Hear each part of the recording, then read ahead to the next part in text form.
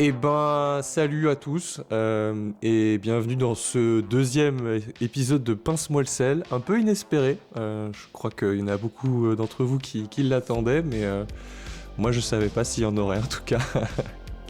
Aujourd'hui, je viens clamer mon amour secret pour Quentin de Magic C'est Chic parce qu'il a accepté de venir faire un petit épisode avec moi et j'en suis très très content.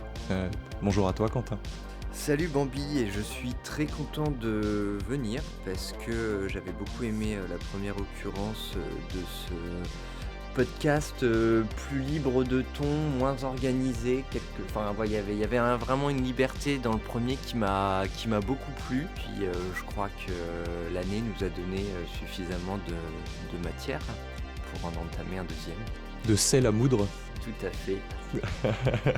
Alors aujourd'hui, on est là pour parler de Dominaria Remastered, un petit produit qui va sortir le 13 janvier 2023. Présentation rapide du set, on est sur une extension du coup qui sera exclusivement composée de rééditions. Je vais vous donner globalement les prix que moi je vais faire à ma boutique, comme ça vous donnera à peu près une petite base. À ma boutique, on va faire le booster à 8€, ce qui fera à peu près la boîte à 160€ parce qu'on fait des petites réducs. C'est une extension qui est faite du coup, comme je disais, de réédition pour le draft, puisque c'est une boîte de 24 boosters, en tout cas c'est la logique quoi. On en reparlera plus tard, mais c'est une extension qui est remplie de très très bons reprints, en tout cas des reprints qui étaient attendus par pas mal de gens je crois. Pour vous donner à peu près une idée, le set est composé de 261 cartes, mais on a à peu près 450 prints différents, parce que certaines cartes ont jusqu'à 3 versions différentes. Une version normale, une version vieille bordure, et une version full art avec une illustration complètement exclusive. Voilà pour la petite présentation, est-ce que j'ai oublié quelque chose ? Moi j'aurais droppé déjà des noms, genre Force of Will, Yawgmoth, mais c'est parce que j'aime pas aller dans l'ordre.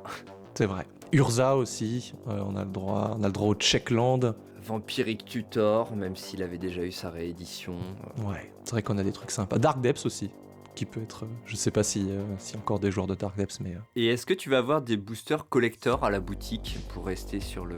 Ouais. Parce qu'il y a les deux versions, il n'y a pas de set, il n'y a pas de booster de set, que en tout cas j'ai pas vu passer d'informations là-dessus, mais il me semble qu'il y avait des boosters collector qui sont ceux dans lesquels on va avoir toutes les versions qui font rêver tous les pimpins de l'extrême. Ça y est, ça commence. Figure-toi que nous, à la boutique, en tout cas, on ne pouvait commander que des boosters de draft en anglais, en français, et des boosters collector exclusivement en anglais. Pas de booster collector en français. Ok. Et du coup, tu t'en as pris, ça va être à combien ? On anticipe un peu, mais ouais, on en avait pris une petite quantité.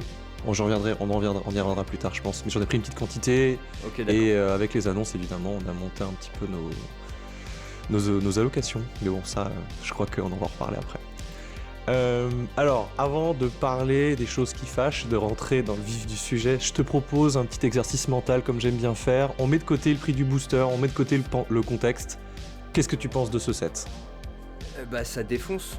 Enfin, en vrai, c'est un peu un produit tel que qui répond à plein de trucs en fait. Et moi, c'est ça que j'aime bien dans ce produit, c'est que dedans, je pense que ça va être un environnement de draft assez divers, assez powered à cause des cartes qu'il y a dedans. Et du coup, c'est un set qui propose des staples de DH entre autres, et des cartes qui pouvaient être un petit peu pénibles. Qui avaient dépassé leur quinzaine d'euros, quoi, qui vont peut-être redescendre un petit peu grâce à ça.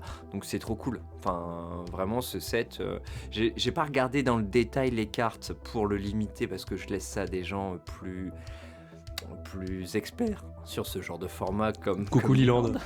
Tout à fait. Non, c'est un set que j'aime bien. En plus, c'est un set qui est resté à 260 cartes. Ça, c'est cool. Ils ont pas monté à 340. Les sets, ce genre de set de réédition où ils montent le nombre de cartes trop haut, ça dilue forcément le potentiel de toucher de la value. Là, on parlera, il y en a aussi, mais là, 260 cartes, je trouve ça rond quoi, comme chiffre. C'est pas trop haut, quoi. C'est pas à 300. Ouais. 261 pour être exact, du coup c'est un petit peu moins rond. Voilà. Parce que c'est impair et j'aime pas les chiffres impairs, mais on s'en fout. Je partage ton avis là-dessus, c'est vraiment un set qui fait envie en tout cas. Enfin, c'est chouette, il y a vraiment plein de super reprints. On en a parlé tout à l'heure, mais il y a des cartes comme Contresort ou Ange de Serac, on a du mal à acquérir, qui sont des cartes très puissantes. Non, je plaisante, mais évidemment, non, il y a vraiment des cartes super chouettes. Moi, j'ai vu notamment les Cycle Land, mais qui coûtent 2 mana incolores. C'est con, mais c'est des cartes qui sont pas forcément simples à trouver, et qui peuvent du coup coter un petit peu, pour une commune en tout cas, je veux dire, hein. Même si c'est pas des cartes ultra importantes, c'est des cartes que j'aime bien.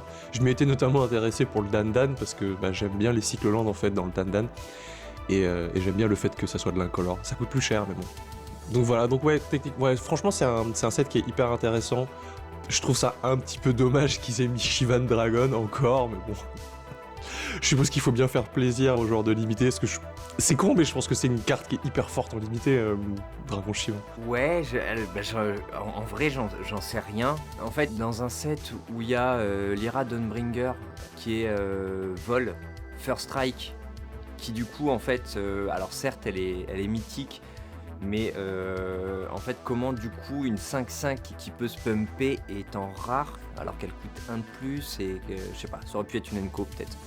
Mais j'en sais rien. Après, moi, ça, j'ai pas les connaissances suffisantes en limité pour avoir un avis intelligent là-dessus. Après, Mais, vas-y, je t'en prie. mais ouais, ma question, c'est pourquoi en rare Parce que c'est une carte qui historiquement a toujours été rare, et je sais pas, je me dis que, voilà quoi. Comme dirait Nox, c'est un peu vieux con remaster, donc tu sais, il fallait qu'il y ait le Shivan Dragon, tu vois, c'est... C'est vrai. Bon, ok. Bon, là, on a fait la partie rigolote. Alors, est-ce que tu veux nous parler un petit peu du contexte de cette extension ? Ouais. Alors, c'est une extension qui a été annoncée il y a un bout de temps, en fait. C'est une extension qui a été annoncée avec Dominaria Uni, qui, à l'époque, moi, du coup, m'intéressait pas mal. Je me disais, même en fait, je m'attendais à une extension avec un peu moins de cool cartes dedans, de cartes clés de DH comme la bibliothèque Sylvestre par exemple, et je me disais c'est cool. Sauf qu'en fait, depuis, on a eu une fin d'année qui était l'exacerbation de tout ce qu'on a vécu depuis 2020, c'est-à-dire l'accélération de Magic et l'accélération des sorties à Magic. Là, sur la fin d'année, on s'est tapé quand même coup sur coup Dominaria Uni. Juste après, on a eu les Warhammer 40 000. On a eu Jumpstart 2022. Qui sont arrivés après, mais il y a eu la guerre fratricide, en fait, j'en passe à côté des extensions principales. On a eu le calendrier de l'Avent, Secret Lair. Alors, c'est un Secret Lair, tu vas me dire, c'est un produit différent, sauf que ça, c'était vraiment le produit cool de la rentrée, de l'annonce des 30 ans de Magic, dont très peu de personnes ont pu profiter, parce qu'en 40 minutes, c'était sold out. On a eu... Et là, je prends que les annonces positives. Vas-y, je te rends le... Ouais. Non, c'était juste pour parler de ce Secret Lair-là. Je pense que c'était le seul truc qui m'avait hypé vraiment de toutes les annonces qu'on a eues dernièrement sur... Alors, je vais peut-être pas dire sur ces dernières années, parce que c'est pas vrai, mais... depuis le temps que je vois les joueurs de Yu-Gi-Oh! Avec leur calendrier de l'Avent, avec des cartes dedans, je t'avoue que j'étais un peu jaloux. Et quand ça s'est sorti, j'étais vraiment très content. Parce que je me suis dit, enfin, un produit quand même hyper stylé. Bon, je suis un peu moins salé que d'autres personnes parce que j'ai réussi à mettre la main dessus. Par un hasard merveilleux, j'étais connecté à 4h30 au moment où c'était l'ouverture de la vente, et du coup j'en ai un là. Et donc je suis content, je pense que j'aurais été beaucoup plus salé si j'avais pas pu l'avoir. Mais franchement, c'est ultra déconné d'avoir sorti ce produit autant à l'arrache et de pas avoir réussi à gérer la demande sur ce truc-là. Et le pire du pire, c'est la qualité du produit. Elle laisse vraiment à désirer, quoi. En ce moment, je fais un petit fil tweet. J'essaie de faire un tweet par jour sur les cartes du Secret Lair, du coup, que j'ouvre au fur et à mesure. Et pour l'instant, j'ai eu 2 conneries. Genre, j'ai eu un booster où j'ai eu 2 fois la même carte dedans. Bon, on va dire, moi c'est cool, hein. Franchement c'est cool d'avoir 2 fois la même carte, je vais pas me plaindre, mais c'est juste d'un point de vue qualité, c'est naze. Et j'ai eu un deuxième booster où j'ai eu une carte qui était gaufrée, genre qui a été scellée en fait en même temps que le booster, ce qui fait que le booster était ouvert, donc quand je l'ai reçu, et la carte du coup elle est niquée, quoi. Donc petit moment un peu salé sur ce produit là qui est un super produit, mais du coup qui a été fait complètement à l'arrache. je te rends la parole. J'en précise d'ailleurs, pour dire que tu as oublié de parler de l'apparition de Infinity qui a disparu aussi rapidement qu'il est arrivé. C'est ça que je cherchais quand j'ai dit Jumpstart en fait. Je cherchais Infinity. Mais ça a disparu à la vitesse de l'éclair. Ça a disparu aussi rapidement que c'est arrivé. Enfin, à part en Legacy, mais ça on en reparlera. Mais oui, d'ailleurs, merci pour. C'est assez cool pour moi, n'ayant pas pu acheter le Secret Lair calendrier de l'Avent, de pouvoir en profiter avec toi, d'avoir tes avis sur les cartes. Souvent qu'en plus, c'est un truc assez marrant, mais on se ressemble sur certains trucs à Magic. Il y a des choses sur lesquelles on n'a pas du tout les mêmes avis, donc c'est assez rigolo d'échanger avec toi sur le fil Twitter. C'est gentil, je suis content que c'est la vibe que t'en aies parce que c'était ça. Je voulais vraiment pas me la péter parce que je l'avais eu. J'avais juste envie de partager un peu ce moment-là et de le faire durer parce que j'étais un peu triste qu'il y ait des gens qui aient pas réussi à mettre la main dessus ou qui aient pas envie, hein, évidemment, mais voilà, c'est rigolo. Je pense qu'il y a plein de gens aussi qui savaient pas. Alors là, je parle de moi, mon expérience, qui voit le truc. Moi, je suis quand même un joueur assez engagé dans Magic, même si j'ai pas pu autant que je l'aurais voulu ces derniers temps. Mais je pense aussi qu'il y a plein de gens en fait qui ont juste pas su que ce truc arrivait. Et du coup, c'est hyper cool que via ce thread que tu fais, ils aient l'occasion d'y toucher en plus, quoi. Eh ben merci. Et du coup, ça c'était. Donc là, on a fait un peu toutes les sorties de la fin d'année qui se sont enchaînées, qui étaient des trucs. Dans tout, il y avait des trucs bien. En fait, c'est ça qui est pénible. C'est-à-dire que même Infinity, que j'ai oublié, en fait, les attractions, elles sont jouées en Legacy. Tout a un peu fait bouger une méta ou un truc quelque part. Le clébard aussi, d'ailleurs. Ouais. Comet Stellar Pup, il est joué en Legacy, ça a l'air d'être infernal de tomber contre. Je me permets aussi de rajouter un autre produit que j'attendais avec impatience, qui est arrivé en boutique et je suis très content de l'avoir. C'est les decks Commander Evergreen à 25 balles. Ah oui. Voilà, c'est tout. Ouais, j'avoue que j'en passe quelques-uns dans l'entrepôt en ce moment. Mais oui, et donc ça c'est un super produit aussi parce que ça permet d'initier des nouveaux joueurs. Et en fait, on l'a vu ces dernières années, le recrutement il s'est fait massivement sur le Commander parce que moins exigeant économiquement. Si on reprend Dominaria Uni, c'est un super univers environnement de limité. Si on prend la guerre fratricide, ça a permis de faire que des staples de moderne comme Babiole de Mishra, ça vaut plus 5 balles maintenant. Donc ils avaient tous un truc bien. Et en fait c'est ça qui est ultra relou et moi c'est ça qui me sature, c'est que y en a marre. En fait là on parle de sur l'espace de 4 mois de plus de 4 produits qui ont tous des trucs bien. Même les Warhammer 40 000, moi je pensais pas que je m'y intéresserais. Et en fait, si y a des cartes dedans qui rentrent, j'ai un petit tournoi de Legacy à préparer pour janvier, y a des cartes qui viennent de là en fait. Et en fait, ces derniers mois, depuis septembre globalement, ça a été vraiment la saturation poussée à l'excès parce qu'en fait, il n'y a rien d'obligatoire quand on joue à Magic et moi pendant très longtemps ça a été vraiment ma parole, ma façon de défendre Wizard, notamment quand ils ont mis en place les lairs, les Secret Lairs, c'est de dire tout n'est pas obligatoire, prenez que ce qui vous intéresse. Et en fait, là le souci c'est que tout est intéressant. Et en fait ça c'est hyper chiant et je trouve que Dominaria Remastered est l'incarnation de ça à plein de titres. En fait, tous les aspects positifs que je mettais en avant tout à l'heure, c'est les aspects qui me salent énormément contre le set. Et le dernier élément sur lequel la dernière annonce sur laquelle je ne me suis pas encore attardé, c'est quand même l'annonce des produits 30 ans à 1000 balles, les 4 fucking boosters. Ça... On en avait déjà parlé avec Emric la dernière fois, mais je t'en prie, donne-nous ton avis. Bon, pour moi, l'idée c'était simple, il fallait juste boycotter. C'est un produit qui est inadmissible, qui n'est pas fait pour les consommateurs de base, qui est fait pour pour les beaufs en chemise qui payent des bouteilles de champagne 1000 balles en boîte de nuit, j'en fais pas partie. Il y a des gens à qui ça fait plaisir, ok, c'est cool. L'image est vraiment très drôle quand même. En fait, j'ai du mal à associer le mec qui va en boîte et le mec qui joue.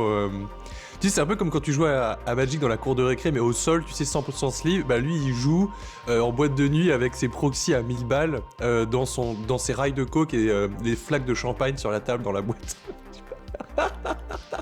Mais oui, c'est le bourgeois bourrin. Je sais pas si tu vois cette figure. Et d'ailleurs, c'est le genre de mec qu'on voit pas trop en magasin. Tu vois, moi, c'est vraiment le joueur que j'imagine avoir sa petite commu autour de lui. Que des gens qu'il a initiés, mais qui gardent, tu vois, un petit peu en dessous de lui. À qui il donne pas tous les tricks, à qui il donne pas tous les sites sur lesquels aller se renseigner, pour garder une forme de domination sur son groupe. Tu vois ce personnage odieux ? Ah ouais, t'en es là, quoi. On est un peu dans l'espèce de cours des miracles, quoi. Et bon, il y a rien qui va dans ce produit-là, même si moi j'aime bien l'idée que cette impression de proxy puisse amener en fait à une désacralisation de la réserve list et une potentielle réimpression. C'est une chose à laquelle j'ai envie de me raccrocher. Je me dis que ça va impacter le marché secondaire, ça va faire chier les spéculateurs, tant mieux, je les emmerde. Enfin vraiment, la spéculation, j'ai des copains qu'en font, Eh ben on vous emmerde, voilà. Non mais voilà, moi en fait quand j'achète une boîte, c'est pas pour la revendre plus cher plus tard parce qu'il y a de la hype dessus. Moi quand j'achète une boîte et que je la garde, c'est parce que je veux l'ouvrir avec les potes et que j'ai envie de la jouer. Tu vois. Bah c'est ça, c'est pour se faire plaisir, on est là pour jouer.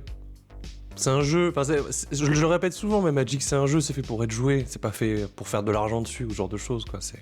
On a tous les deux un copain belge qui dit non mais les gars, on est quand même des grands garçons de 30 ans qui jouent avec des dragons dessinés sur des bouts de carton, quoi. Bah ouais, c'est clair. Ouais. Donc voilà, bref, pour revenir à ce produit 30 ans, ça a été un énorme bashing comme prévu. Et en fait, moi là, j'ai une théorie. Alvar est absolument contre, mais qui est une... Mais il est pas là. Il est pas là. Et même s'il est contre, je l'emmerde aussi parce que c'est l'émission où on peut se le permettre. Non, je t'aime, Alvar. C'est l'émission où on emmerde tout le monde, faites pas chier, ok ? Mais je pense que ce produit 30 ans, il a été potentiellement prévu pour booster le reste. Je m'explique, c'est trop gros. C'est trop gros de vendre des proxys 4 boosters 1000 balles pour pas, en fait, que... Tu sais, ça descend tellement les attentes du public qu'en fait, tout ce qui est amené derrière se retrouve survalorisé. Et en fait, pour moi, le produit Magic 30 ans parfait, il est là. Il s'appelle Dominaria Remastered. Il est à un prix de jeu classique abordable. Et en fait, il y a tellement eu de haine sur le produit 30 ans que les achats sur Dominaria Remastered, les précos, elles devaient pas être très très hautes. Et en fait, quand on révèle les cartes, tout d'un coup, tout le monde se fait « Putain, mais il est bien ce set en fait !» Et en même temps, en révélant tout d'un coup en plus, toutes les belles parties cachent le fait qu'il y ait des parties de merde, comme dans tous les sets. Mais du coup, toi, ta théorie du complot, c'est que ce Secret Lair, non, c'est pas un Secret Lair, ces boosters 30 ans, c'était un peu l'écran de fumée pour réussir à vendre à fond le Dominaria Remastered ? Parce que ce qui est odieux dans le produit de Dominaria Remastered, c'est qu'on parle du premier produit de l'année Magic. Ça sort le 13 janvier. Ah putain, mais tant... En fait, la nouveauté, normalement, c'est fin du mois de janvier, début du mois de février, le premier set de standard. Et là, en fait, on va nous assassiner direct avec un set qui est un peu plus cher que la normale, mais en même temps, il est tellement plus en faveur des joueurs que le produit précédent qu'on va y voir que du feu, ils vont être sold out en 2-2. T'as shortcut ma prochaine question, là. Tu fais chier. Et ouais, non, là, pour moi, c'est vraiment du marketing capitalisme Ah merde, sublime, tu vois. Enfin, c'est des génies. Ok. Ah, ok. Moi, ma théorie du complot, elle était vachement moins vénère que ça. Enfin, elle était plus rigolote et un peu plus légère que ça. Vas-y. Sur les boosters 30 ans. Alors, j'avais tweeté, donc j'adore faire ça. Je vais m'auto-tweet, je vais m'auto-citer, tu vois. C'est un peu comme les mecs qui se retweetent ou qui se like leur propre tweet. Alors, en gros, ma théorie du complot nulle, c'était de dire que Wizard, ils savent qu'ils peuvent rien faire pour la réserviste. Ils sont coincés, mais il y a des gens chez Wizard qui veulent que les joueurs y aient accès. Ils peuvent pas non plus parler des proxys, parce que pour des raisons évidentes, en fait, c'est contre-productif pour eux. Alors du coup, dans un ultime effort, ils développent en secret un produit. Un produit qui énerverait tellement de joueurs et les collectionneurs et tout le monde s'unirait contre ça et développerait d'autant plus les proxys. Ce qui ferait que l'entreprise serait ruinée et discréditée, mais au moins, tout le monde aurait accès au P9 et au bilan. Et ce sacrifice ultime, il le ferait pour le bien commun. Ça me rappelle 2 mangas, un très bon animé et un manga mauvais parce qu'il a repris la fin du très bon animé. Mais oui, ça aurait été beau. Mais vas-y, balance. Mais non, balance. Ça spoilerait la fin des deux en fait. Ah merde, ah bon merde alors. Ok, très bien. Mais voilà, ça c'était ma théorie du complot un peu nulle. Je sais bien que c'est faux, mais ça me faisait beaucoup rire. Et en fait, quand y penses, et si tu pousses vraiment, mais alors, bon, déjà ma théorie du complot, elle est un peu abusée, mais je pense qu'il y a des éléments de marketing qui ont quand même été appliqués comme ça. Mm-hmm. Ouais, l'élément c'est ça, c'est en même temps ils se sont dit, au pire des cas, et vraiment là c'est le cynisme poussé à l'excès, le produit qu'on vend trop cher, il se vend quand même, et basta. Et ça fait de la thune engrangée. Ça... Oui, alors de toute façon, ils en vendent une. Enfin, je veux dire à mon avis, tu vois, ils en vendent une, ils arrivent à rentabiliser, peut-être pas l'entièreté de la gamme, mais tu vois, ils arrivent à rentabiliser déjà énormément de trucs. Enfin, ça me fait penser à ce coup de génie d'un mec qui était sur l'Apple Store. Il développe une application. Il met l'application en ligne. L'application, c'est pas un scam, parce que c'est littéralement marqué dans la description de l'application. Cette application ne fait absolument rien. Il y a juste un bouton avec un lingot doré dessus, un truc dans le genre. Et il vend l'application $500. Il y a, je sais plus combien de personnes qui ont quand même payé pour ce truc-là. Et tu te dis, le mec, soit c'est un putain de génie, soit les gens qui achètent ça sont complètement stupides. Mais voilà. Et tu vois, il y a un peu cet aspect-là aussi de se dire juste, tu vends ton carton emballé dans du plastique, emballé dans du carton, emballé dans du plastique, $1000, alors que ça t'a coûté genre 10 balles à faire, grand maximum, ça t'a coûté 10 balles, quoi. Juste pour pouvoir mettre, c'est sur ton truc annuel, profit 1000%. Hop, c'est parti, voilà. C'est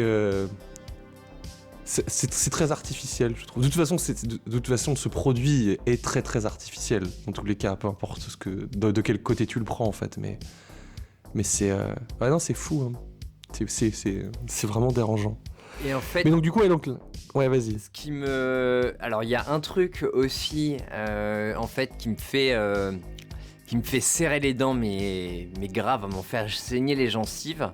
C'est le contexte de lancement, et sur lequel on n'est pas du tout d'accord avec Alva, le contexte de lancement des deux produits, qui sont à l'exact inverse.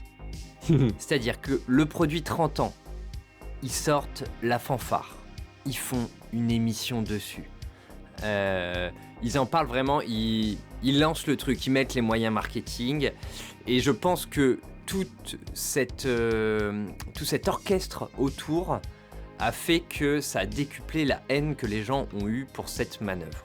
En même temps, vu le prix auquel tu vends ton produit, tu peux te permettre de mettre un petit peu dans le marketing, parce que de toute façon, tu sais que tu seras rentable. Ouais. Mais du coup, si on arrive sur Dominaria Remastered, à contrario, y a rien qui est fait. Ah bah Tout est balancé à l'arrache en 2 jours. Certainement parce que Là c'est la communication facile quoi. Ouais, certainement parce que les précos étaient... Alors, il y a des gens qui disent que les précos étaient pas assez hautes et que c'est pour ça qu'ils ont tout balancé d'un coup un petit peu pour faire monter la hype d'un coup et puis créer une demande en fait qui n'existait pas. Mais en fait, si tu mets les deux vraiment en vis-à-vis, Ça fait vraiment d'abord des roulements de mécanique pour quelque chose qui ne le valait pas.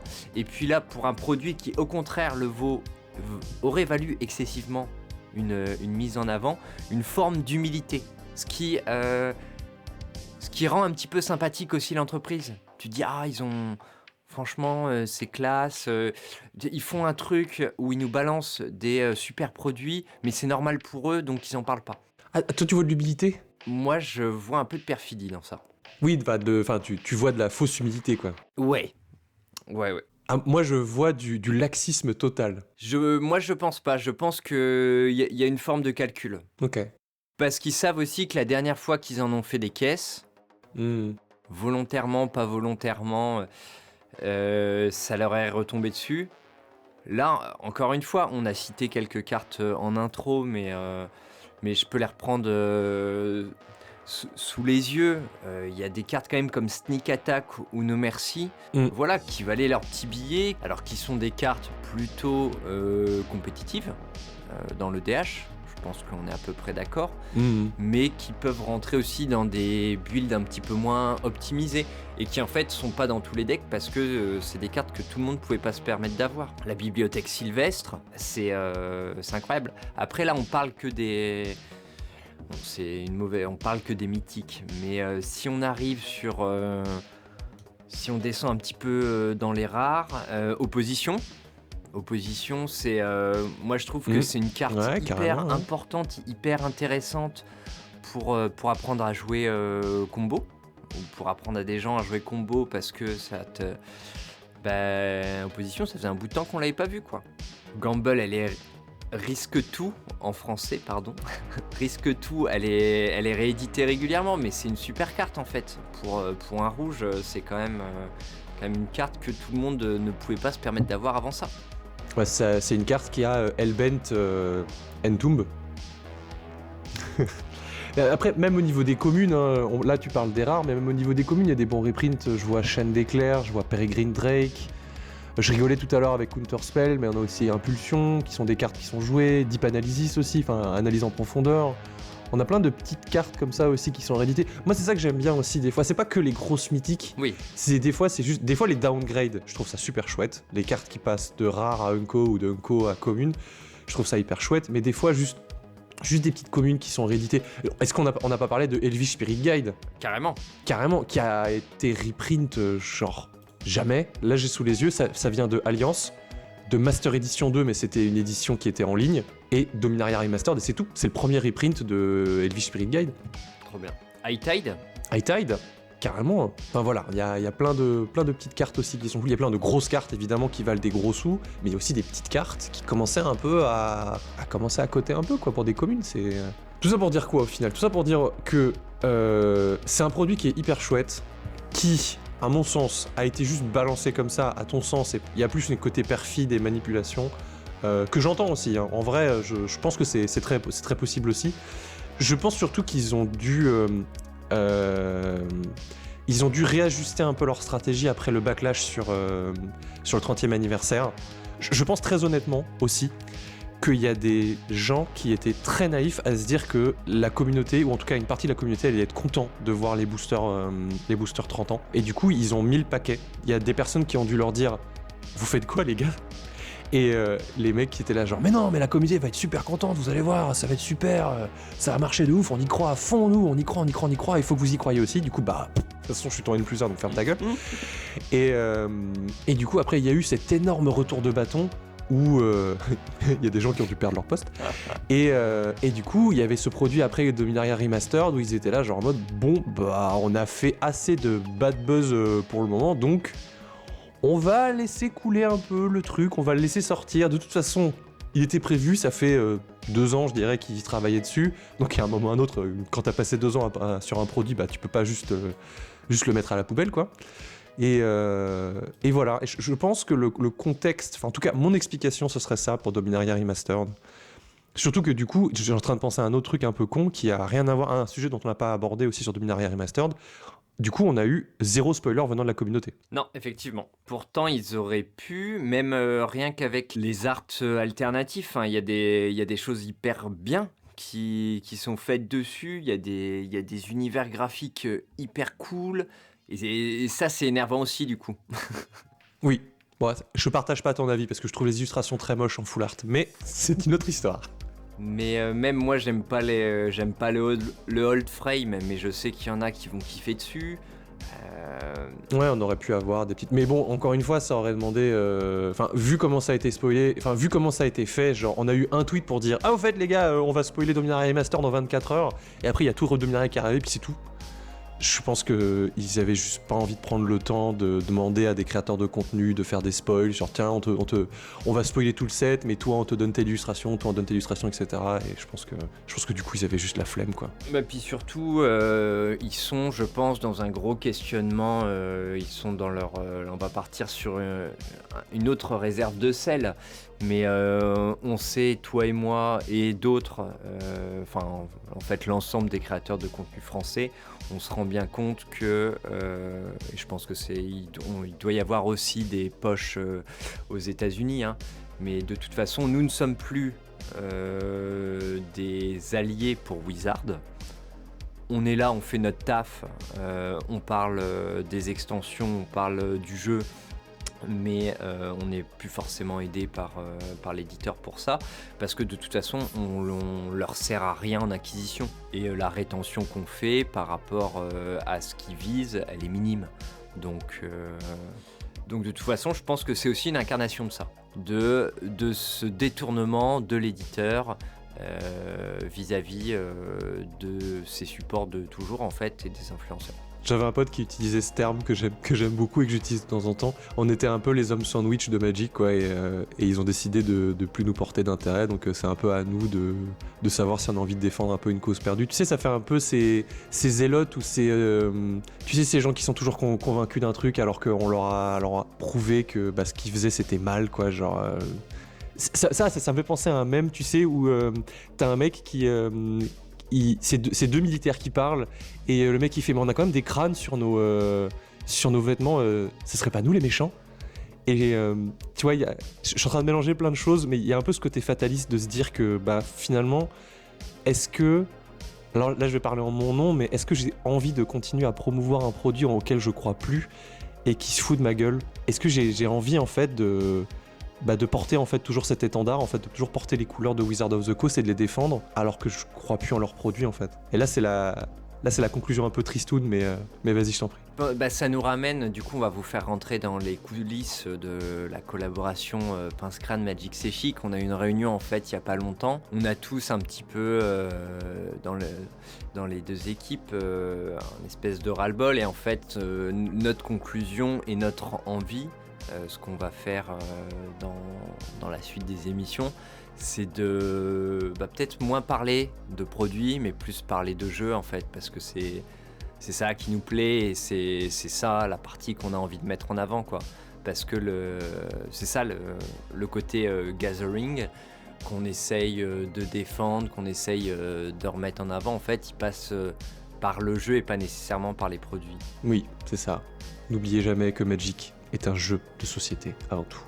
Et vous avez des dragons dessinés sur du carton, quoi, les gars. C'est dans du plastique. Après, il faut pas se prendre au sérieux. C'est ça, faut pas se prendre au sérieux. Bon allez, on enchaîne un petit peu, parce que là on commence à être un peu dark. On va peut-être continuer à être dark finalement. Donc ma prochaine question, que tu avais déjà anticipé, c'était que du coup, Dominaria Remastered, c'est le premier produit de l'année 2023. Et du coup, qu'est-ce que ça présage pour toi? Moi, je trouve ça hyper violent. D'autant que... Alors, j'ai plus les annonces sous les yeux. Si vous me donnez 2 petites secondes, je vais les reprendre. Ce ne sera pas coupé au montage. C'est bon, j'ai les informations sous les yeux. Donc, après Dominaria, on a Phyrexia All Will Be One, qui sera tous Phyrexian, je crois, dans la version française en février. Petite info d'ailleurs, ça a été retardé d'une semaine. Ah, bon, tant mieux. J'ai vu un article qui m'a beaucoup fait rire qui s'appelait Phyrexia All Will Be One Week Later. Voilà, c'était pour la petite blague. Moi, ce qui me fait beaucoup rire, c'est l'annonce qui a été faite concernant le second trimestre de 2023, où on aura la marche des machines, The Aftermath globalement qui sera sur l'après. Donc déjà ça c'est rigolo parce que c'est 2 extensions de standard. Oui. Donc ce sera une extension plus petite, mais vraiment là t'es chez le boucher. Ouais, il en reste un peu, je vous le mets quand même. J'ai pris cette référence-là et non pas Rocco Siffredi. Oh, bravo. Félicitations. Mais donc les 2 seront au second trimestre 2023.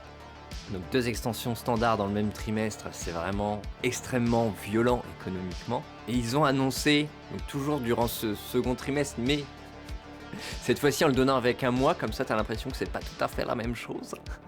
En juin 2023, on a l'extension moderne Le Seigneur des Anneaux. Youpi. Les légendes de la Terre du Milieu.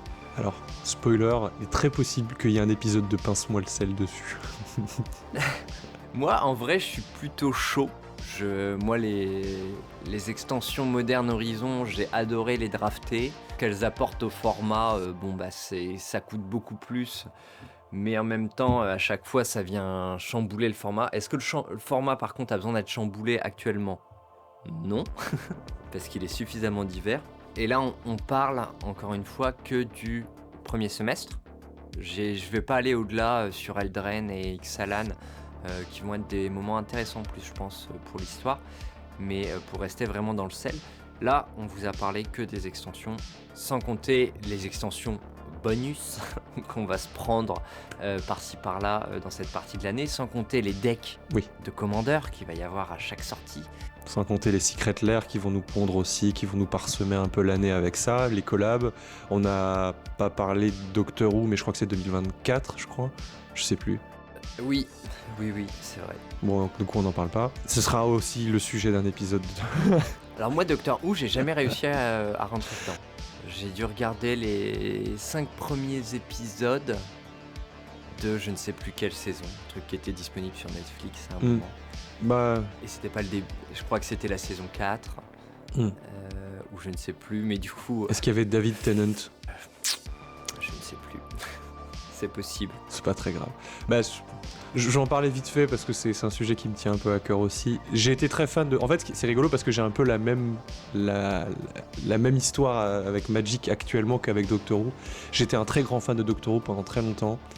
Et il y a un moment où j'ai juste lâché parce que j'ai senti que ça partait en cacahuète et qu'ils n'arrivaient pas à renouveler le truc. Le problème de Doctor Who, c'est qu'il y a un peu le God complexe en fait, où il faut toujours que ce soit l'escalade en fait, l'escalade des objectifs en fait.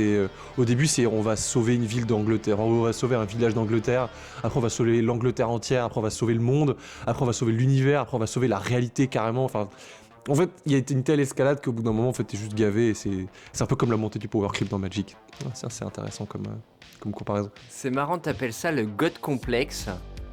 Moi, j'appelle ça le symptôme Dragon Ball. Ouais, en vrai, c'est shonen. Hein. C'est le truc shonen. Moi, j'appelle ça le God complexe, mais c'est pas. En fait, c'est pas ça du tout le God complexe. Même si je me suis un peu planté parce que le God complexe, c'est absolument pas ça. Même si le personnage de Doctor Who a un God complexe, mais ça n'a rien à voir. Doctor Who, je commence à avoir fait un peu mon deuil. J'ai toujours pas regardé la dernière saison parce qu'elle est dans un coin de ma tête et qu'il faudrait que je la regarde un jour. Et par honnêteté intellectuelle, mais j'ai réussi à faire mon deuil de Doctor Who. Et le fait de mélanger du coup Magic et Doctor Who, voilà quoi. Bon, on en reparlera quand on y sera quoi.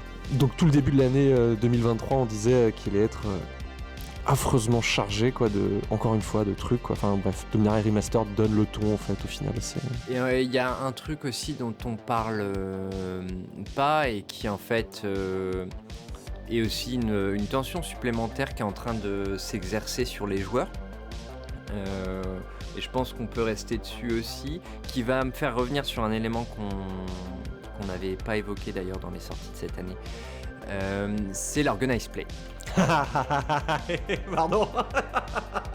Parce que alors, je pars de très très loin, mais tu vas voir que je finis toujours tel un petit kangourou. Je saute haut, mais je retombe sur mes pattes. Vas-y, je t'en prie. Parce que l'Organized Play, moi je peux pas y participer en ce moment, mais quand je peux, j'essaye de goûter un peu, je fais des tournois avec les copains, et en fait t'as ce truc où on a des tournois qui coûtent la peau du cul, qui nécessite d'aller loin, donc qui implique des voyages, empreinte carbone de malade, pour choper des qualifs et tout machin. Et en fait, l'Organize Play, est-ce que donc, je pense que toi, tu suis pas trop, parce que c'est pas trop ton kiff. Pas du tout. Le Magic compétitif, t'en fais un petit peu de temps en temps, etc. Moi, je suis impliqué un petit peu dans le moderne.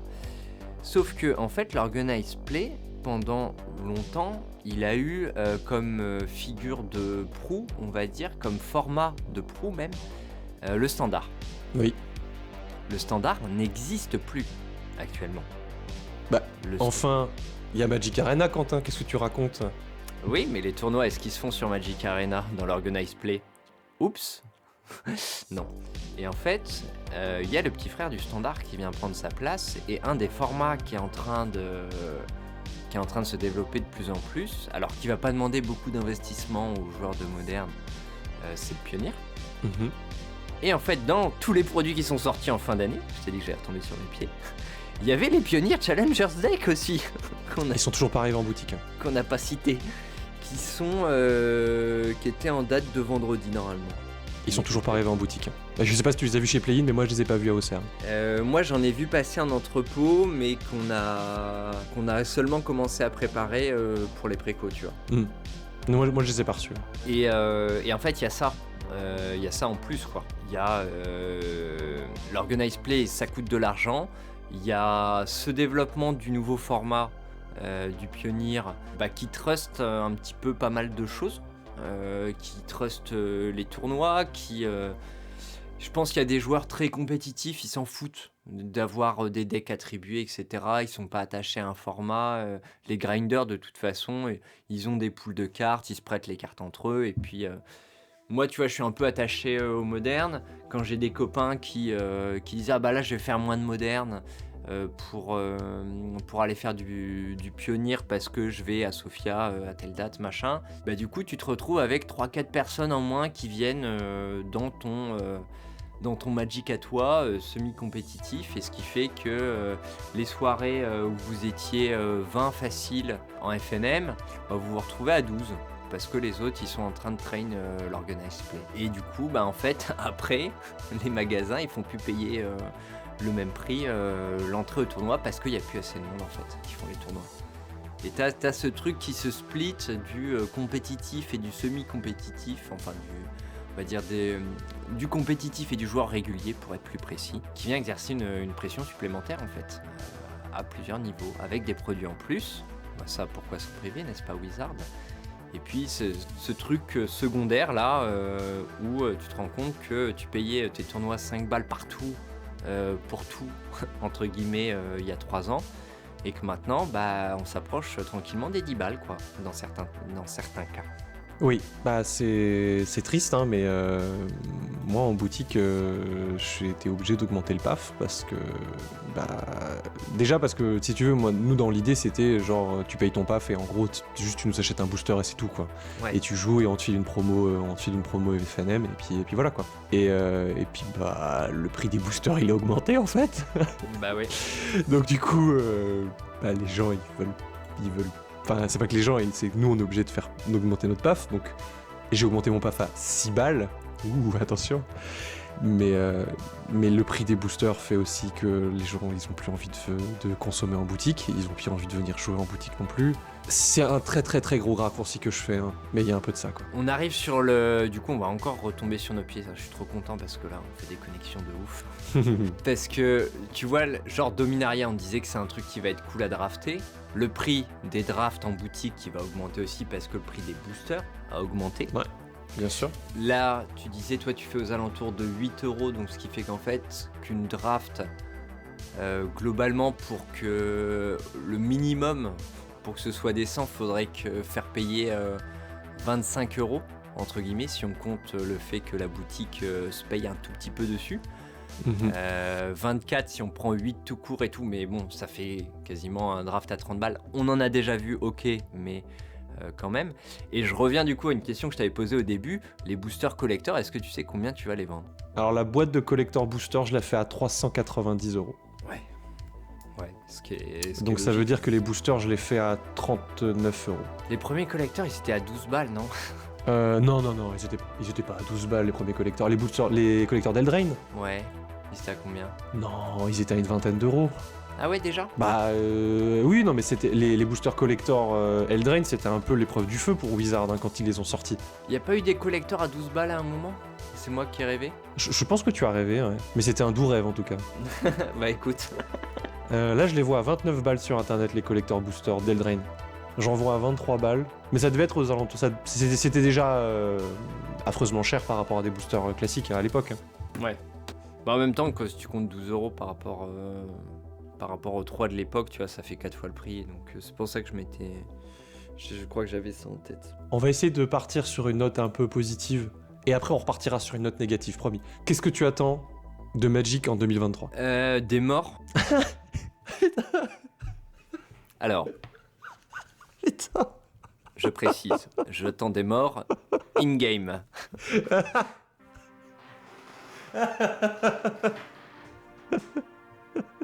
Je vais revenir sur mon vécu perso récent.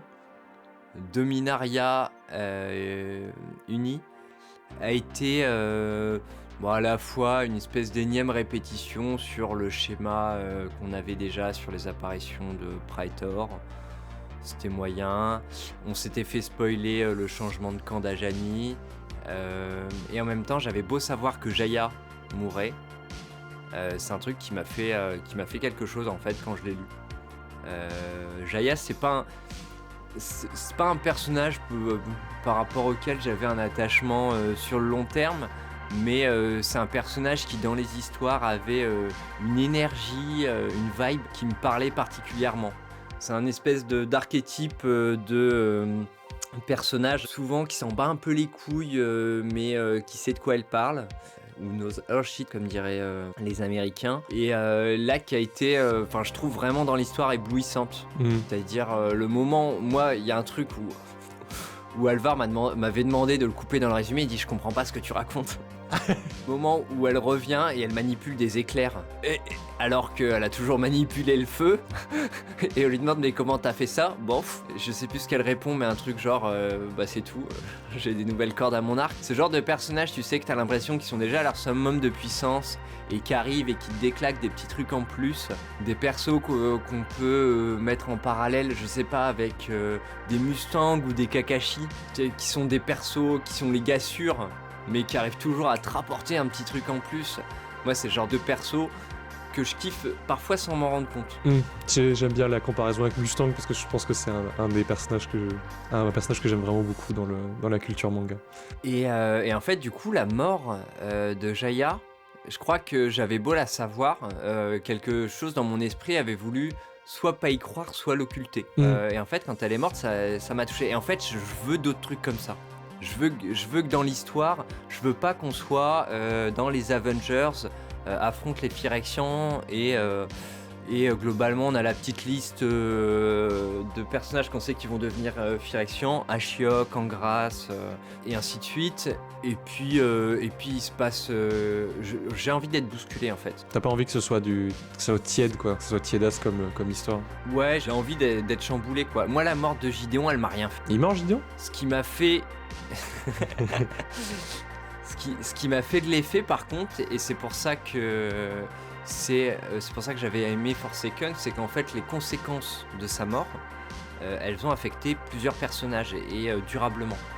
Moi le lien par exemple qu'on nous fait tenir entre Liliana et Gideon, qui est un lien ultra récent qui s'est fait vraiment à la toute fin, je trouve que c'est un vrai truc en fait, c'est une vraie création. C'est quelque chose d'important dans le changement de caractère et de ligne des personnages. C'est pour ça qu'en fait j'ai envie qu'il y ait d'autres personnages qui meurent. Mais des personnages importants et pas des personnages auxquels on s'attend.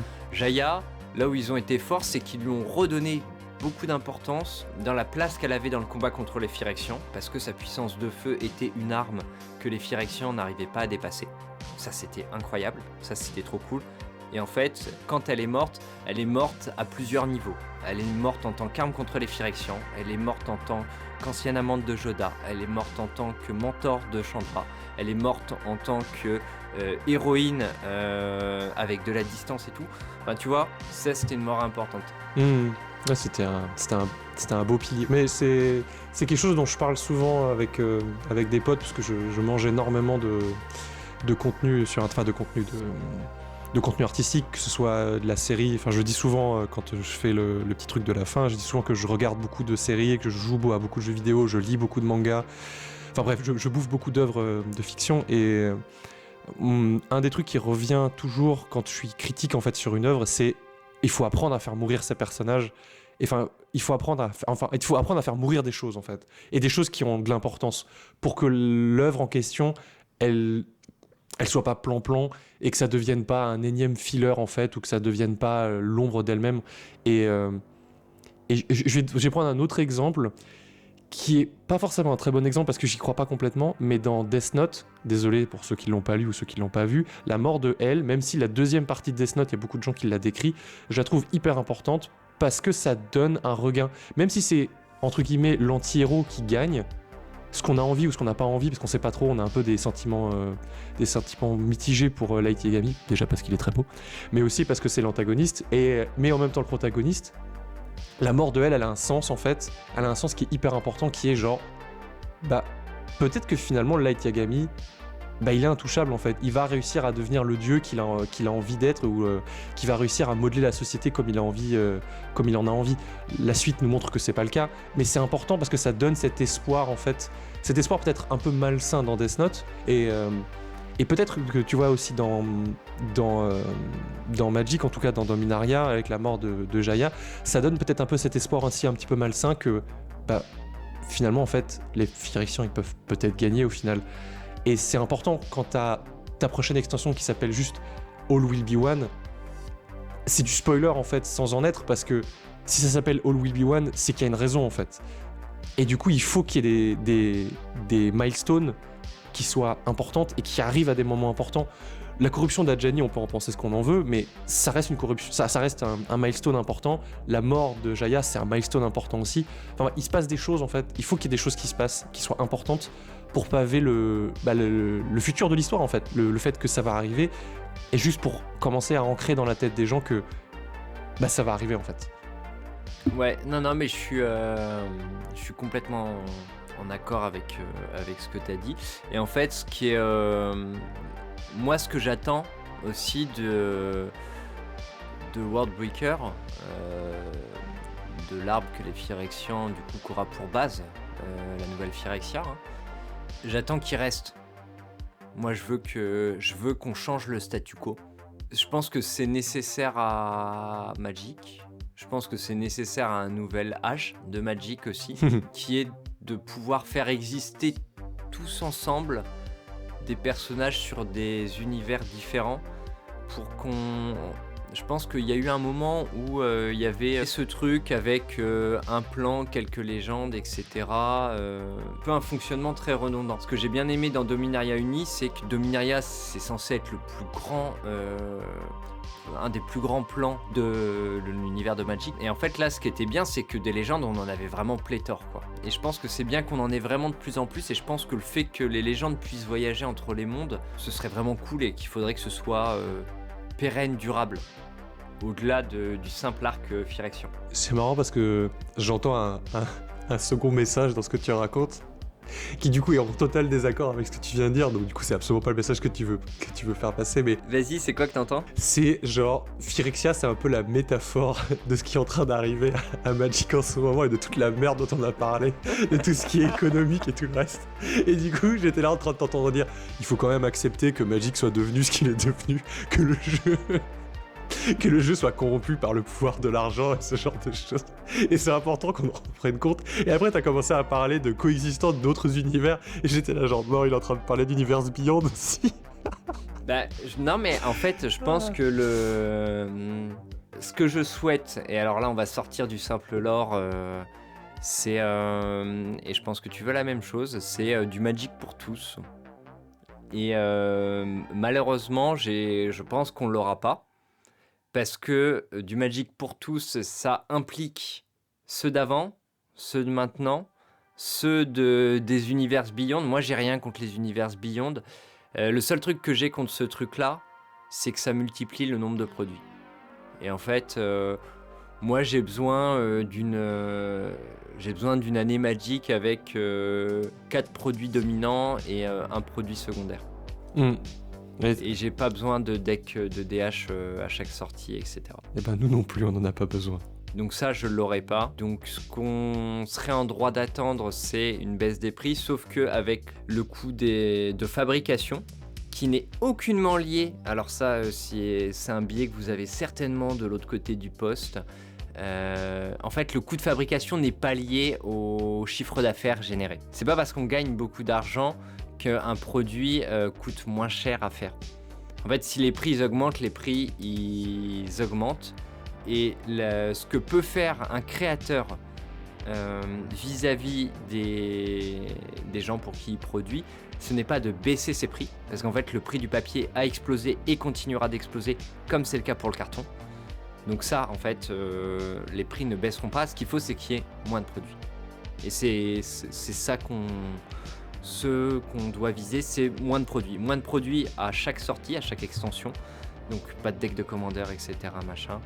Ou de thème booster, ou de conneries comme ça. Tout ça, on s'en fout. En vrai, booster de draft.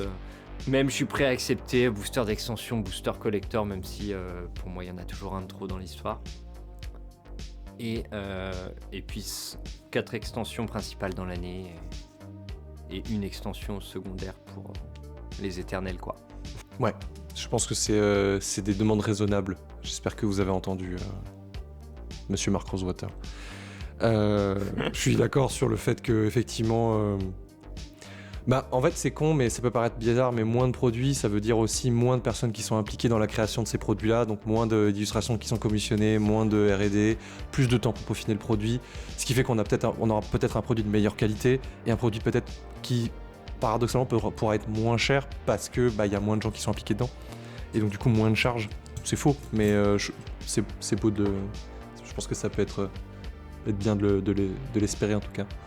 Je vais en profiter du coup pour rebondir sur une de mes idées principales, qui est aussi que Magic c'est une niche. Quoi qu'ils en pensent là-haut, malheureusement Magic ça reste une niche. Regardez, on rigolait avec Alvar l'autre coup, malgré le fait qu'on ait beaucoup d'abonnés sur Magic c'est chic. Il y a un mec qui a fait 4 vidéos sur l'univers de Warhammer 40 000, il fait déjà 7 fois notre chiffre d'abonnés. Il a fait 4 vidéos. Et c'était il y a 8 mois. Magic, du coup, donc nous on existe depuis 5 ans. 7 fois notre nombre d'abonnés. Et en fait, Magic, c'est. Là, il y a quelque chose qui lui manque. Et je pense que plutôt que de multiplier les produits, il faut multiplier. Il faut investir dans ce qui nous avait été annoncé en 2017. En fait, c'est dans construire l'univers étendu par d'autres biais. Il y a deux TCG qui sont moins profonds que Magic, même si je les respecte quand même. Je respecte tous les TCG. Mais tu regardes les TCG Pokémon et Yu-Gi-Oh! S'ils ont une aussi grande longévité, c'est parce qu'en fait, ils ont des supports à côté qui sont insane. Le dessin animé Pokémon, je veux dire, c'est une antenne de malade. C'est la même chose pour Yu-Gi-Oh! Qu'est-ce qui fait que Yu-Gi-Oh! Dure aussi longtemps dans le temps ? C'est que l'animé qui a été fait, il est culte. C'est pour ça d'ailleurs qu'on revient tout le temps à des rééditions des decks de l'époque. Kaiba revient, c'est des produits que j'avais pas vus, mais les decks légendaires de Yu-Gi. En boutique, on a les decks de structure Dragon Blanc aux yeux bleus. Ouais, qui ont été réimprimés il y a pas longtemps en fait. Ouais, tout à fait. Tu vois, c'est un truc de ouf, on revient toujours à la base. Mmh. Et en fait, Magic n'a pas ça. Magic si, regarde, ils ont Dominaria Remastered. Magic, ils ont pas ce support culturel, alors qui peut être, bien évidemment, hein, il y a un comics mais qui est non canon, il y a un moment où ils ont voulu tellement développer l'histoire dans plein de versions différentes et ils se sont tellement penchés sur le jeu que le jeu a aspiré l'histoire et que l'histoire aura toujours du mal à exister tant qu'ils auront pas trouvé ce support parfait pour la raconter et pour parler à tout le monde. Parce que c'est ça en fait, et moi c'est ça qui me sale aussi terriblement, c'est quand ils nous avaient annoncé que la série sur Netflix, qui est refaite en ce moment mais qui aura toujours les mêmes bases, on va voir quoi ? On va voir Ravnica, on va voir Gideon, on va voir les trucs que les joueurs connaissent déjà. Fallait partir de zéro en fait. Truc trop tard quoi. Fallait prendre un monde que personne connaissait, un nouveau héros, tu vois, un Kaito Shizuki par exemple, truc qui part vraiment une initiation, un nouveau Planeswalker qui serait arrivé dans l'année, tu vois, dans un des nouveaux produits, qui serait pour les vieux joueurs arrivé au milieu de, par exemple, la guerre contre les Phyrexians. Ça c'était malin, ça c'était intelligent et en même temps il faut investir là-dedans en fait. Il faut investir dans un bon studio d'animation. Ça demande de l'écriture aussi, enfin ça demande aussi de rebrancher de créer tout un arc parallèle qui vient se rebrancher après directement sur l'arc principal. Ouais. Moi je vois bien, tu vois, j'aurais bien vu toute cette série-là avec du coup ce personnage-là, et puis à un moment, tu vois, le cliffhanger de la saison 1, c'est lui qui transplane quelque part, on sait pas où, et on le voit transplaner en fait sur une carte Magic ou dans le lore principal de Magic qui débarque. Voilà. Qui débarque sur, je sais pas où d'ailleurs, sur Dominaria ou j'en sais rien, tu vois, contre la guerre des Phyrexians, un truc dans le genre. Tu te rends compte que c'est le fils de Tézéret, qu'il a eu avec Nicole Bolas, enfin voilà, un vrai truc. un truc pour la fanbase quoi. Qui montre vraiment que... ouais. Bon, avant de conclure, je te propose qu'on arrive à 1 heure qui est, je sais, l'heure, le temps fatidique des gens pour la rétention d'attention. Je voulais juste parler d'une toute petite parenthèse qui m'arrive en ce moment et que j'avais envie de partager avec des gens. On aura beau penser ce qu'on veut de One Piece, mais j'ai commencé le TCG One Piece. Alors, pour un peu de contexte, j'ai un peu un syndrome de Stockholm avec One Piece parce que j'ai commencé quand j'étais au collège. J'ai commencé à les acheter quand j'étais au collège et j'ai toujours continué de les acheter. Et je continue de les acheter. Ça fait 15 ans maintenant que je lis One Piece. Et c'est toujours avec moi en fait. Et du coup, il y a le TCG One Piece qui est arrivé en boutique. Moi, j'y croyais pas trop. Et il y a 2 mecs qui sont arrivés et qui ont fait One Piece, c'est trop de la balle, il faut absolument que vous en preniez, qu'on joue, etc. Et là, en ce moment, à mes FNM, j'ai eu 5 joueurs pour le Jumpstart et 2 joueurs pour mon Draft Brother War, mais j'ai eu 10 joueurs pour mon avant-première One Piece et 8 joueurs pour la semaine d'après. Donc ça me motive un peu et du coup le jeu est hyper intéressant. Le modèle du jeu est hyper intéressant aussi. On reste pour l'instant sur un booster à 5 balles, ce que je trouve hyper intéressant. Il y a 2 rares par booster, qui peut être interchangeable avec une secret rare ou une super rare comme dans Dragon Ball, ou comme dans Pokémon, ou comme dans Yu-Gi-Oh, ou comme dans Magic avec les mythiques à la place des rares quoi. Mais le système économique pour l'instant est vraiment pas dégueulasse, les mécaniques sont hyper intéressantes pour de l'OP1 du coup de la première extension. Et je trouve qu'il y a un avenir qui est hyper intéressant pour ce jeu. Et tu parlais de licences fortes, et on va pas se mentir, One Piece c'est comme une licence vachement forte. Et je regarde pas du tout l'anime, hein, mais je sais que c'est quelque chose... Ouais. One Piece, c'est cette année encore, je pense qu'à l'occasion de la sortie du dernier volume, c'est celui qui a dû faire le plus haut score de vente sur l'ensemble du marché manga. Hein. C'est juste démentiel et en même temps, c'est tellement bien. Je suis un peu mitigé parce que je viens de lire le dernier tome, là, le 103. Donc je vais pas en parler, par contre, là, pour des raisons évidentes de spoil. Bon, l'histoire va où elle va. En fait, c'est bien parce que moi, j'attends la fin. Puis là, j'ai un mec qui m'a dit « Ah, tu pensais que c'était le dernier arc avant l'arc final ?» Donc apparemment, on est reparti encore pour 10 ans. Mais bon, ça, c'est... Non. Vraiment, on est dans l'arc final, là, actuellement. Ok, ça marche. Bah, moi, je suis au chapitre. En fait, je suis les chapitres qui sont disponibles sur le site de Glénat toutes les semaines. Et tu sens vraiment qu'on est à la fin. Il y aura pas 5 arcs. Apparemment, il y a l'arc actuel, il y a l'arc Wano, et il y a genre l'arc suivant qui est censé être le dernier arc. Apparemment, c'est un mastodonte. Ah bah ça va être un très gros arc, mais en fait, le truc c'est qu'on est passé dans un modèle où on n'a plus des petits arcs. On n'a plus des petits arcs comme à l'époque, je dirais.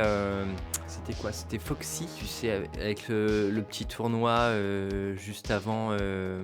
Ouah, j'ai tellement oublié ça. Le rayon ralentisseur. Foxy, ça me dit quelque chose. Le Davy Backfight. Ah oui. Le Davy Backfight. Je me souviens plus de ce que c'est, mais oui. Espèce de tournoi, ouais. Le jeu pirate, ouais, où tu voles des membres d'équipage. Ah oui, oui. Ok, c'est bon. C'est bon, je l'ai. Ça marche. Ouais, je vois.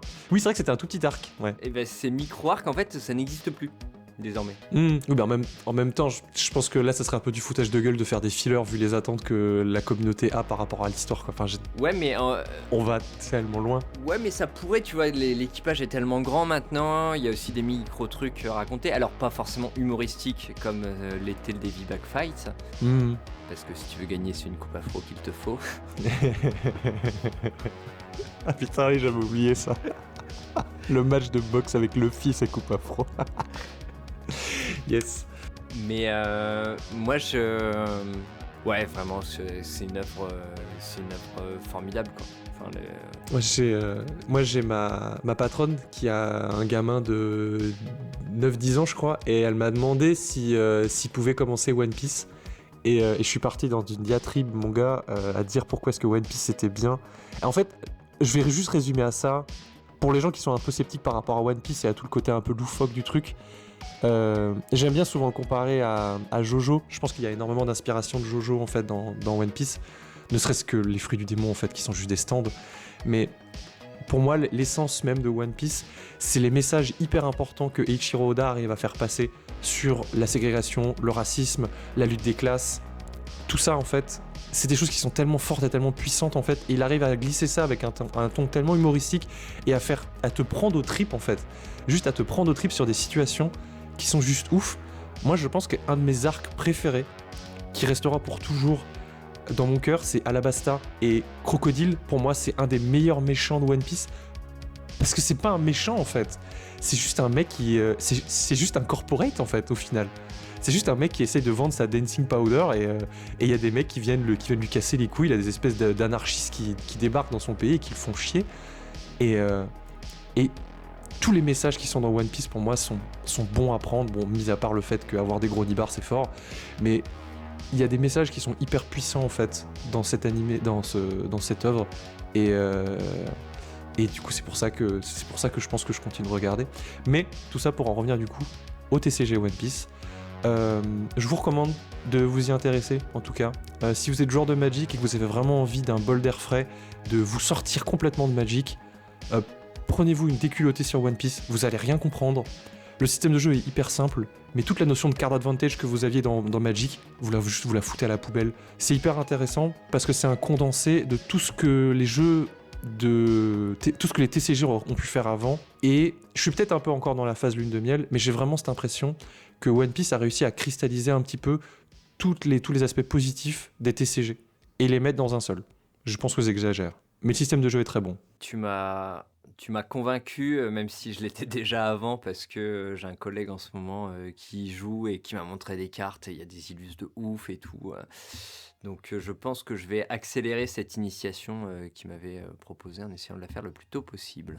C'est vrai que j'en ai pas parlé, mais un autre point fort que je trouve hyper chouette pour le TCG One Piece, c'est que certes il y a des cartes qui ont des illustrations dégueulasses parce qu'elles sont tirées de l'animé, mais il y a surtout des illustrations originales qui sont faites que pour le TCG, et je trouve qu'il y a un boulot derrière ça qui est hyper intéressant. J'ai eu la chance d'ouvrir des secrets rares, pas des super rares, pardon, parce que les secrets rares ça vaut une blinde, mais j'ai eu la chance d'ouvrir un Luffy en full art ou un Kaido en full art, et la finition de la carte, elle est juste ouf quoi. C'est super chouette, c'est une illustration magnifique, un foil qui est relativement propre, et des petites textures dessus, un peu comme à Dragon Ball, tu sais, où il y a des espèces d'éclairs tout dorés, ce genre de truc, mais c'est beaucoup plus discret. Enfin bref, c'est joli. On va conclure. Avant de partir, est-ce que t'aurais... Alors on a cette expression avec Nox au pince-crâne, est-ce que t'aurais une dernière crotte de nez à balancer ? Bah, je pense que j'ai déjà pas mal tiré durant cet épisode, mais du coup je peux proposer un bouquin que j'ai bien aimé. Ok, vas-y alors. Moi je voulais partir sur une crotte de nez, mais si tu veux partir sur quelque chose de positif, je t'en prie. Bah je crois que j'ai mis assez de sel dans cet épisode. C'est vrai. Non, t'as raison, faut partir sur une note positive. J'ai fini une trilogie que j'avais commencé il y a un bout de temps et entre laquelle j'ai laissé pas mal de temps entre chaque lecture, qui est une trilogie par Franck Tillier, que vous connaissez peut-être pour être un auteur de polar.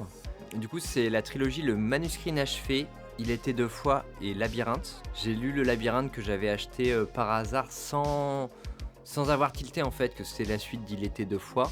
Comme Il était deux fois, j'avais pas tilté que c'était la suite du manuscrit inachevé. Et en fait, le fait d'avoir oublié à chaque fois entre chaque volume qu'ils appartenaient à un ensemble, ça a décuplé le plaisir de lecture et de découverte en ayant des vagues sensations de déjà-vu qui collent vachement bien en fait au registre du polar. Donc si vous avez l'occasion, ces 3 bouquins sont vraiment hyper chouettes. Laissez un petit peu de temps entre chaque lecture. Et l'univers est assez macabre, mais pour le coup superbement mené par Monsieur Tillier. Voilà. Alors c'est super rigolo parce que je l'ai écouté, le Labyrinthe. Je suis un amateur de Franck Tillier. J'ai ni lu ni écouté Il était deux fois et le manuscrit inachevé. Mais j'aime bien Franck Tillier. J'ai notamment, je pense que j'ai écouté la totalité des Charcot et des... j'ai oublié le nom de la nana. Enfin c'est le binôme en fait entre du coup cette nana et l'inspecteur. J'ai beaucoup aimé ses one-shots aussi et j'ai beaucoup aimé Labyrinthe. Et c'est vrai que c'est rigolo parce que j'ai écouté Labyrinthe et il y avait des moments où le livre fait référence à des événements et à des personnages et à des lieux, à des dates. Ça m'a paru très bizarre parce qu'il y a plein de moments en fait où il y avait des références très précises, trop précises en fait pour être juste un truc random. Et c'est seulement une fois que j'ai terminé d'écouter le livre et qu'à la fin du livre en fait c'est l'auteur en fait qui fait sa préface et qui raconte en fait tout ça et j'étais là genre putain mais quel connard, j'ai raté les 2 premiers et du coup j'étais trop deg et je me suis dit mais ça doit être tellement bien parce que les personnages qu'on rencontre dans Labyrinthe sont assez cryptiques. Enfin, c'est pas un spoil, hein, c'est littéralement le principe du bouquin. Et il y a des petits bouts qui passent de partout et je me suis dit mais putain mais si j'avais lu les 2 premiers à mon avis j'aurais tellement kiffé lire le 3e en ayant lu les 2 premiers parce que juste tu récupères des bouts de trucs qui doivent juste te gratter un coin de la cervelle et te dire putain ça me dit quelque chose, non ça doit être rien et tu continues de le dire et voilà bref. Du coup je ne peux que vous le recommander aussi mais ne faites pas la même connerie que moi, lisez les 2 premiers avant. Voilà. Bon et merci Quentin pour cette petite matinée, un peu salée, mais avec évidemment une petite touche d'espoir pour la suite. C'était chouette de t'avoir sur le podcast. J'espère que t'as passé un bon moment. J'ai passé un excellent moment. Merci beaucoup de cette invitation et de cet échange. Et pour les autres, je pense que ça va être la running joke de ce podcast, mais je pense que ça sera très certainement le dernier. Mais si vous avez envie de continuer à m'écouter cracher du sel, n'hésitez pas à nous le faire savoir par MP dans les commentaires. Enfin, vous connaissez la chanson, abonnez-vous, etc. Et si jamais vous avez envie de parler de quelque chose que vous détestez vraiment très très fort, peut-être qu'on pourra trouver une petite place dans Pince-moi le sel. En attendant, je vous fais plein de gros bisous, je vous souhaite plein de bons top decks et pas trop de malades. C'était Pince-moi le sel avec Quentin. Des bisous à vous. Ciao ciao.